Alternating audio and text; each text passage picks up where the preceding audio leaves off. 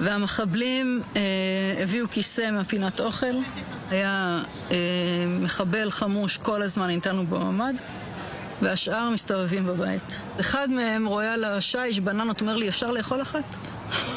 אמרתי לו, כן, אתה יכול לאכול אחת. מה הילדים אומרים? הגדול קצת יותר נלחץ. הקטנה לא ממש הזיז לה, הייתה עסוקה בטאבלט שלה. מה שכן הפחיד אותם קצת זה הנשק. היה איזה קונסיליום שלהם ליד הממ"ד די בהתחלה. דיברו בערבית, ובן שלי שואל אותי, הם עכשיו חושבים איך להתנצל? אמרתי לו שכנראה שלא.